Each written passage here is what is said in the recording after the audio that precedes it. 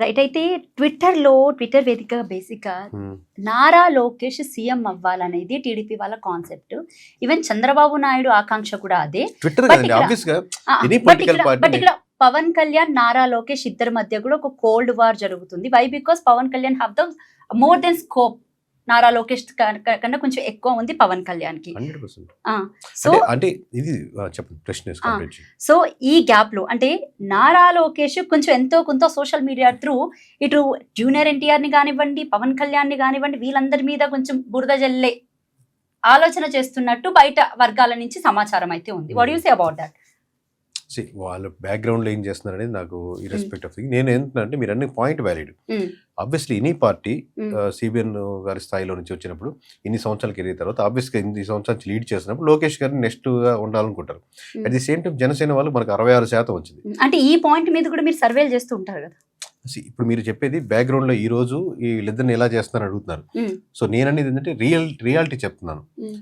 Reality ఏంటి? ఆబ్వియస్గా 66% people Janasena వాళ్ళు పవన్ కళ్యాణ్ కూటమి లీడ్ చేయాలనుకుంటారు. Not TDP, not Janasena, not BJP. కూటమిని పవన్ కళ్యాణ్ గారు లీడ్ చేయాలని 66% మంది కోరుకుంటారు. ఈ పాయింట్ మనం స్ట్రాంగ్గా ముందుకు చెప్తున్నాం. ఎంతమంది ఏ పార్టీలో ఎవరు లీడర్గా ఉంటే బాగుంటుందని నెంబర్స్ వారీగా చెప్తున్నాం.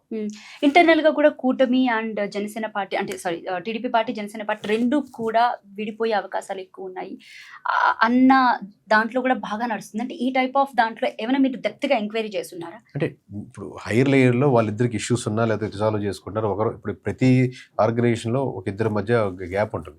బట్ నేను ఎక్కడ డిఫరెన్స్ మేము అబ్జర్వ్ చేసింది అంటే వాళ్ళిద్దరితో మాట్లాడి మీ ఇద్దరికి డిఫరెన్స్ ఏమన్నాయని వాళ్ళిద్దరు అడగం కదా. సో ఆబ్వియస్లీ అది ఇన్డెప్త్ అంటే పీపుల్ అడుగుతాం. పీపుల్ ఏంటంటే ఆబ్వియస్గా జనసేన కార్యకర్తలకి టీడీపీ కార్యకర్తల మధ్య ఆ పొంతన చాలా నియోజకవర్గాల్లో కుదరట్లేదు. ఇప్పుడు మేము ఓటర్ గారినప్పుడు మీ జనసేన కార్యకర్త మీ జనసేనకు రావాలని మా పవన్ కళ్యాణ్ గారు రావాలంటే మీకు ఈ నియోజకవర్గంలో టీడీపీ కార్యకర్త నుంచి మద్దతు తెలుస్తుందా? ఈ నియోజకవర్గంలో టీడీపీ మీకు ఎమ్మెల్యేగా ఉన్నారు కాబట్టి మీకు అందుబాటులో ఉండి మీకు ఏం కావాలన్న విషయాలు అడుగుతున్నారంటే అక్కడ గ్యాప్ ఎక్కువ ఉంది. అట్లా జనసేన తరపు నుంచి కావచ్చు, టీడీపీ తరపు నుంచి ఈవెన్ అంటే ఒక ఎంపీ కాన్స్టిట్యున్సీ విషయానికి వద్దాం. రైల్వే కోడూరు నియోజకవర్గానికి వస్తే అక్కడ ముక్కా రూపానంద రెడ్డి ప్రెసెంట్ ఎంపీ కదా. అండ్ అంతకు ముందు అంతా కోడెల శివప్రసాద్ రెడ్డి వాళ్ళ అల్లుడు అనుకుంటా ప్రెసెంట్ ఆయనకి టికెట్ రావాల్సింది ఈయనకి ఇచ్చారు అన్న రూమర్ కూడా ముక్క Rupananda Reddy MLA. Okay done. అయితే ఆయనకి రావాల్సింది ఈయనకి వచ్చింది అన్న దాని మీద కూడా ఎక్కువగా ఉంది. అయితే అది అటుగాక ఇటుగాక ఎంపీ కాన్స్టిట్యున్సీ మాత్రం జనసేనకి వెళ్ళింది అనేది కూడా ఉంది. టీడీపీలోనే బాగా ఈ టైప్ ఇంటర్నల్ పాలిటిక్స్ కూడా నడుస్తున్నట్టు ఒక ఇన్ఫర్మేషన్ అయితే నాకుంది. అంటే మీరు అడిగే పాయింట్ ఏంటంటే వైఎస్ఆర్ జనసేనకు రావాల్సిన టికెట్ టీడీపీకి వెళ్ళింది అంటారా? టీడీపీకి రావాల్సిన టికెట్ జనసేనకి వెళ్ళింది. Okay correct. సో ఈ దీనికి సంబంధించి ఇటు కాదని చంద్రబాబు నాయుడు అంటే పవన్ కళ్యాణ్ కి ఎక్కువగా ఇంపార్టెన్స్ ఇచ్చి అంటే కూటమి కాకముందు 175 సీట్లు టీడీపీవే. ఓకే. కూటమి కాకముందు 175 సీట్లు జనసేనవే. అంతే కదా. మీ కంటెస్ట్ మీరు చేద్దాం అనుకుంటే నా కంటెస్ట్ నేను చేద్దాం 175 నేను కంటెస్ట్ చేద్దాం అనుకుంటా యాజ్ జనసేన, లేదా యాజ్ ఎ టీడీపీ 175 కంటెస్ట్ చేద్దాం అనుకున్నా. ఇప్పుడు సఖ్యత కుదిరింది కాబట్టి అది 40 సీట్లు అనుకున్నారు లేదా 60 సీట్లు అనుకున్నారు. మొత్తానికి చివరికి 21 సీట్లు తగ్గొట్టినప్పుడు 21 సీట్లు తగ్గొట్టినప్పుడు ఆబ్వియస్గా 21 టీడీపీ సీట్ల నుంచి జనసేన కంటెస్ట్ చేయాలి. 21 టీడీపీ కంటెస్ట్ అంటే ఆల్రెడీ మీరు ప్రయత్నిస్తుంటారు, ఇక్కడి నుంచి జనసేన ఉంటుంది. సో ఈ లాజిక్లో ఏంటి అంటే ఎక్కడో దగ్గర సెలెక్ట్ చేసుకుంటారు కదా వాళ్ళు. అంటే ఏంటి మీ పాయింట్ ఏంటి?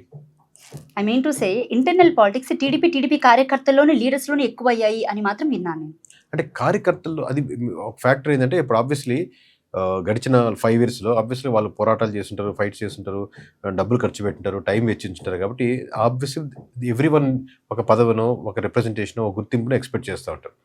బట్ జనసేన జాయిన్ అవడం వల్ల కొన్ని పదవులు వాళ్ళకి ఇవ్వాల్సి వస్తుంది, కొన్ని పదవులు వీళ్ళు త్యాగం చేయాల్సి వస్తుంది. డిపెండ్స్ అందరికీ సాటిస్ఫై అయినారు లేదనేది. ఇద్దరి మధ్య సఖ్యత కుదరాలంటే ఆబ్వియస్లీ ఆ గ్యాప్ ఫిల్ చేయకుండా ముందుకు వెళ్ళలేరు. దాంట్లో కూడా ఇంకా మీరు చెప్పినట్టు అందరూ సాటిస్ఫైడ్గా లేరు. 100% యాక్సెప్ట్. Okay right. ఇంకా వైసీపీ పార్టీ గురించి వస్తే చెప్తారు 11 సీట్లకి మాత్రమే కైవసం అయ్యారు. ఆ 11 మంది పనితీరు ఎలా ఉందనేది మీరు అసలు ఫోకస్ పెట్టారా దాని మీద? ప్రతి అంటే ఏంటి అంటే దాని గురించి పర్టికులర్గా అప్డేట్ ఏంటి? అంటే 11 నియోజకవర్గాలు ఏంటంటే ఈవెన్ కూటమి కట్టినప్పటికి కూడా వర్స్ట్ కేసులో ఆ నియోజకవర్గాల్లో బేసిక్గా కాంగ్రెస్ ఓట్ బ్యాంకింగ్ స్ట్రెంగ్త్ ఎక్కువ నియోజకవర్గం అంటే సైకలాజికల్గా వస్తే టువర్డ్స్ కాంగ్రెస్ థాట్ ప్రాసెస్లో ఉంటాయి. అక్కడి నుంచి వైఎస్ఆర్సీపీ అదే థాట్ ప్రాసెస్లో ఉంది కాబట్టి అది షిఫ్ట్ అయింది. మేబీ కొంచెం లీడర్ల బలం కావచ్చు, నియోజకవర్గంలో ఆల్రెడీ వైఎస్ఆర్సీపీ సెంట్రిక్గా ఉన్నాయి కాబట్టి పుల్ చేసుకోగలిగి ఇంత హవాలో ఇంత వేలో కూడా ఆ 11 హోల్డ్ చేయగలిగినాయి విత్ మినిమం పర్సంటేజ్ అయినప్పటికీ కూడా. సో ఆబ్వియస్లీ వాళ్ళకి ఒక యాడెడ్ అడ్వాంటేజ్ ఎడ్జ్ వాటిలో ఉంటుంది కంపారిటివ్లీ.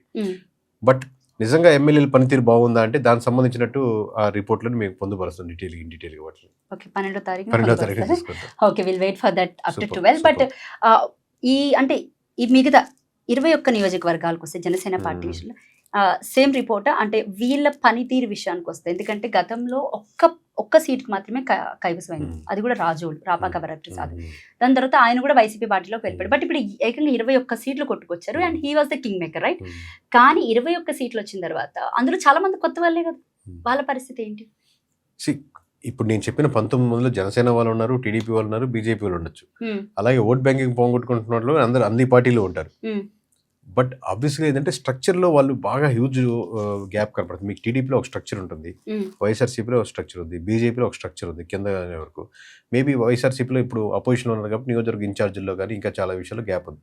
బట్ ఇప్పుడు వీళ్ళు ఫస్ట్ టైం 21 సీట్లు ఇన్ని సంవత్సరాల తర్వాత కంటెస్ట్ చేస్తారు. 2014 నుంచి ఇప్పటి వరకు 10 ఏళ్ళు దాటేసినప్పుడు కూడా స్టిల్ స్ట్రక్చర్లో విలేజ్ లెవెల్ నుంచి హయ్యర్ పవన్ కళ్యాణ్ స్టేజ్ వరకు ఉన్న గ్రామ స్థాయిలో, మండల స్థాయిలో, లేకపోతే నియోజకవర్గ స్థాయిలో, జిల్లా స్థాయిలో స్ట్రక్చర్. మీకు ఒక ఇష్యూ వచ్చింది, ఎవరిని కలవాలి, లేదా మీరు పని చేయాలనుకుంటారు, ఎవరు కావాలి, మీరు కేవలం భోజనాలు పెడదాం అనుకుంటారు 100 మంది పిలిచి, ఎవరికి పిలిచి ఎలా పెట్టాలి, ఈ స్ట్రక్చర్ లేనందువల్ల చాలా హ్యూజ్ గ్యాప్ కనబడుతుంది.